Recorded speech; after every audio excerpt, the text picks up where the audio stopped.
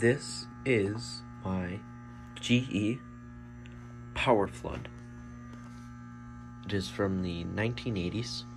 I don't know, don't mind that buzzing, because this light is, this metal halide bulb is cycling. Anyway, it is from the 1980s, and of course it features a General Electric embossment. Under there, we have our NEMA tag. On the back, it's just this very nice, rigid, rugged, I believe this is aluminum. Here you have a little kind of mount type thing, or sorry, not a mount, like a, what's it called? I don't know, like a level, not a leveler, but this is a, I wouldn't call it a compass either. Maybe you do call it a compass. I can't think of the name right now, but it reminds me of that thing that tells angles. So it has an angle thing on there. It features 2 bolts on the side, which bolt to the fixture. Then this on the fixture bolts to the arm. This cross arm, which is very big and very heavy. And yeah, let's open it up. Oh, first, it also came with this DTL 2009 photo cell. Now let me raise the fixture, and I will open it up. Of course, the very famous General Electric latch. Around here is a, I would say a rubber, no, it's not rubber, it's kind of like a felty rubber type seal thingy.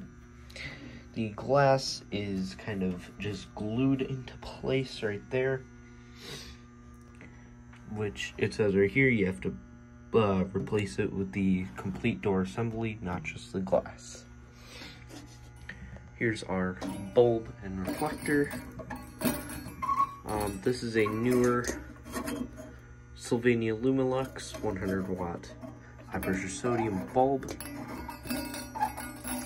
And here's our reflector, which gives a very spotlight angle of light, and it's very good for, it's like a 25-degree beam. But yes. And going into the ballast compartment, we have our single 120 volt, very tiny single tap ballast. There's your label. And like I said, don't mind that. That's just my shop light fixture. It has a dead metal halide bulb. That's my cat. He really likes street lights. That is the capacitor, which is a 38 microfarad.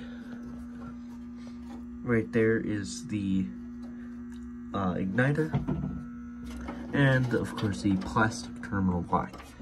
Now, for this being a 1980s fixture, these wires are in very good condition, and they just I don't know, they're in very good condition. And the only really dirty part in this fixture is this, where the seal is kind of doubled up and it kind of is improper, and it just kind of ruined the ballast wiring sticker in the Underwriter's Laboratory fixture. It's another sticker, and then there's this, which is another hole, but it's, I guess, kept off. There's one screw, or there's 3 screws to take off your reflector, and of course your mogul base socket, which is in a fixed position. Now, let me close this beautiful GE fixture up. There's some residue from the big X that the power company had on this before it got taken down. But I tried to get it off, but it wouldn't, the tape wouldn't come off. But anyway, let us unplug the shop lights. And let me plug this in.